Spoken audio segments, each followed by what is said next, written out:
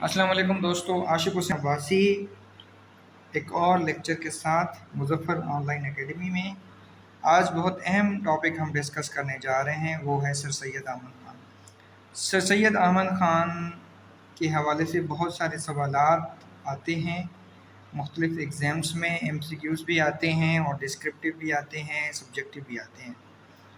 تو سر سید احمد خان ایک لیکچر میں کور نہیں ہوگا، اس کے حوالے سے ہم 2-3 لیکچر کنڈکٹ کریں گے۔ آج اس کا پہلا لیکچر ہے اور اس میں ہم اس کی بایوگرافی کے بارے میں جانیں گے، یعنی اس کی زندگی کے بارے میں جانیں گے، سر سید احمد خان کی زندگی اور سر سید احمد خان نے جو ہے وہ کون کون سی نوکری کی اور سر سید احمد خان کے والدین کون تھے، کہاں پیدا ہوئے، اس طرح یعنی ان کی لائف ہسٹری کے بارے میں جانیں گے۔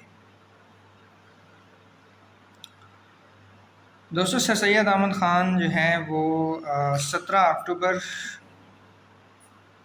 1817 میں پیدا ہوئے تھے۔ زیادہ تر یہ جو ہے سال پوچھا جاتا ہے اور دلی میں پیدا ہوئے تھے۔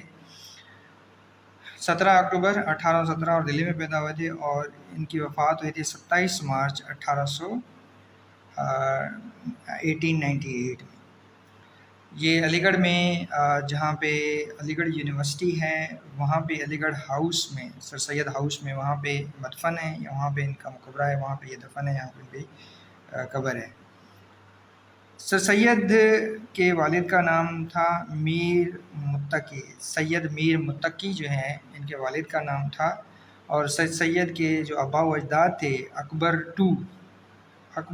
ٹو کے دور میں جو ہے وہ ان کے آبا و اجداد جو ہے وہ افغانستان سے مائیگریٹ کر کے ادھر آئے تھے اس میں انڈیا میں۔ اور اسی طرح جو میر متقی جو تھا، میر متقی جو ان کے والد صاحب تھے سر سید کے، انہوں نے اکبر دو کے زمانے میں جو ہے وہ نوکری کی ہے ان کی کورٹ میں ایز اے وزیر کے عہدے پہ جو ہے یہ رہے ہیں اکبر ٹو کے دور میں۔ اسی طرح جو ہے جب سر سید احمد خان 21 سال کے تھے تو ان کے والد جو ہے وہ میر متقی فوت ہو چکے تھے، اور وہ فوت ہوئے 1837 میں۔ جب یہ نوکری کرتے تھے میر متقی تو ان کو بہت بڑا وظیفہ ملتا تھا اور بہت بڑے پیسے ملتے تھے، رائل فیملی سے تعلق رکھتے تھے، ٹھیک ہے، اور اچھے کھاتے پیتے کھانا سے تعلق رکھتے ہیں۔ لیکن جب فوت ہو گئے تو ان کو وظیفہ تو ملتا تھا، ان کے خاندان کو، سر سید احمد خان کو اور ان کی بیوہ کو، میر متقی کی بیوہ یعنی والدہ کو، سر سید احمد کی والدہ کو۔ لیکن سر سید احمد خان نے سمجھا کہ دیٹ واز ناٹ انف جو ان کو مل رہا ہے، تو اس نے جو ہے وہ 1837 میں جو ہے وہ برٹش ایسٹ انڈیا کمپنی میں نوکری کی ایز اے کلرک جو ہے وہ اپوائنٹ ہوئے، ٹھیک ہے۔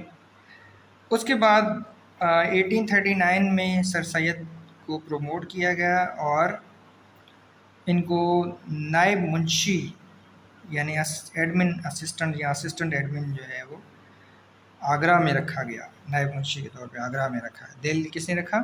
کمپنی نے رکھا، یعنی برٹش ایسٹ انڈیا کمپنی۔ اسی طرح جو ہے وہ 1841 میں انہوں نے جوڈیشل سروس یعنی جو جج کا امتحان ہے وہ پاس کیا تھا انہوں نے، اور منصف یعنی جج، اس کو قاضی رکھا گیا تھا، سب جج ایک مین پوری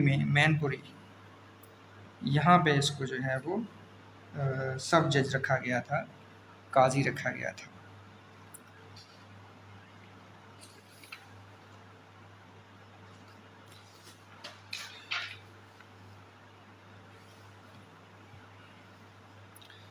اس لیے دوستو 1842 میں 1842 میں اس کو سر سید احمد خان کو جج کے طور پہ پوسٹ کیا گیا فتح پور سکری میں اس کو جج کے طور پہ، فتح پور سکری شہر کا نام ہے، اس کو جو ہے وہاں پہ پوسٹ کیا گیا تھا، جج کے طور پہ جج رکھا گیا تھا۔ اور اسی دوران ان کو جو ہے جواد الدولہ اور عارف جنگ اور جواد الدولہ کے لقب دیے تھے مغل بادشاہ نے، مغل بادشاہ اس وقت تھا بہادر شاہ ظفر ٹو۔ 1855 میں 1855 میں ان کو جو ہے وہ بجنور میں پوسٹ کیا گیا۔ بجنور میں ان کو صدر امین، چیف ریونیو آفیسر یا چیف ریونیو کلیکٹر کے طور پہ کمپنی کی طرف سے رکھا گیا تھا بجنور میں۔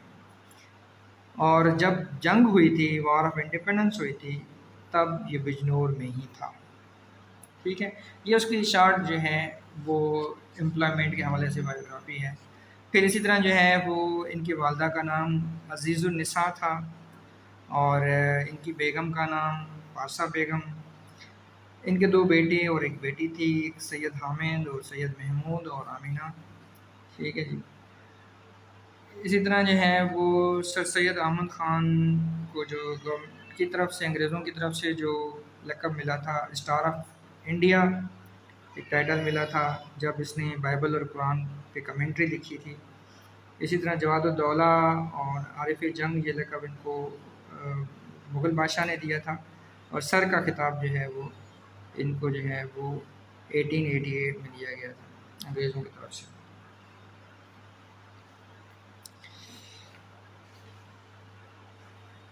اسی طرح جو ہے وہ اب ہم آتے ہیں اس کے کام کی طرف، لٹری ورک کی طرف، یعنی جو اس نے تحریری کام جو کیا ہے اس کے حوالے سے میں کچھ بتا دوں آپ کو۔ یہ امپورٹنٹ ہے، یہ آتا ہے کہ بھئی یہ بک کس کا ہے، یہ بک جو ہے وہ کب لکھی تھی سر سید احمد خان نے۔ ٹھیک ہے، تو تقریباً کہتے ہیں مور دین 50، اراؤنڈ 50 یا مور دین 50 جو ہے وہ بکس، کچھ بکس کتابوں میں تاریخ میں آتا ہے کہ مور دین 50 بکس، 50 سے زیادہ بکس لے، کچھ کہتے ہیں کہ اراؤنڈ 45 بکس جو ہے انہوں نے لکھے تھے۔ ہسٹوریکل ورکس میں جو ہے وہ جو مشہور جو ہے ان کے کام ہیں، جو کتابیں انہوں نے لکھی، ایک ہے جامع جم۔ جامع جم جو ہے اس نے 1840 میں لکھی تھی، اور یہ ہے 43 جو بادشاہ تھے اس کی مغل دور کے، پہلے 43 تو بلکہ سوری انڈیا کے، تو ان کے بارے میں ان کی بایوگرافی ہے یہ جامع جم۔ اسی طرح اسرار الصنادید، اسرار الصنادید جو ہے وہ 3-4 جلد اس کے پبلش ہوئے تھے۔ 1847 میں پہلا جو آیا تھا، یہ ہسٹوریکل ڈسکرپشن ہے جو بلڈنگس ہیں، جو ہسٹوریکل بلڈنگس تھی ان کی ڈسکرپشن اس نے لکھی تھی۔ ٹھیک ہے، بلڈنگس کی خاصیات اور خوبیوں کے بارے میں بتایا تھا، لائک قطب مینار، لائک بادشاہی محاذ، لائک دہلی فورٹ وغیرہ۔ ٹھیک ہے، ان کے بارے میں۔ اسی طرح جو ہے وہ پھر اس نے آئین اکبری جو ہے اکبر کا آئین، بادشاہ اکبر جو تھا اس کا آئین، ابو الفضل نے یہ لکھی تھی کتاب، اور اس کو اس نے ریوائز، اس میں جو غلطیاں وغیرہ تھی اس کو اس نے ریوائز کر کے لکھا تھا۔ اس کے بعد جو ہے وہ ہسٹری آف بجنور، اس نے 1858 میں ہسٹری آف بجنور لکھی تھی، تاریخ سرکشی بجنور، یہاں جہاں جب یہ بجنور میں تھا، اور اس نے وہ سارے واقعات کیا کہتے ہیں سارے واقعات اس نے قلم بند کیے تھے جب وار آف انڈیپینڈنس ہوئی تھی، اور یہ وہاں پہ تھا بجنور میں، اور اس نے بہت سارے وہاں پہ انگریزوں کو اور ان کی فیملیز کو اپنے گھر میں پناہ دی تھی۔ پھر اسی طرح ریویژن آف تاریخ فیروز شاہ تغلق کے حوالے سے جو ہے ایک تاریخی کتاب ہے، اس کو اس نے ریوائز کیا تھا، اس میں جو غلطیاں وغیرہ تھیں اس کو وہ ٹھیک کر کے اس نے جو ہے 1862 میں اس کو پبلش کرا۔ اسی طرح ریویژن آف تزک جہانگیری جو جہانگیر کی بایوگرافی ہے، ٹھیک ہے، اس کو بھی اس نے جو ہے وہ ریوائز کر کے 1864 میں پبلش کروایا۔ تو دوستو یہاں تک ہم یہ لیکچر اینڈ کر رہے ہیں، اور نیکسٹ لیکچر میں ہم مزید اس کے جو تخلیقی کام ہے، مزید اس کا جو تحریری کام ہے اس کے بارے میں آپ کو بتاؤں گا، اور پھر ہم آگے چلیں گے علی گڑھ موومنٹ کے بارے میں ڈسکس کریں گے. Thank you so much.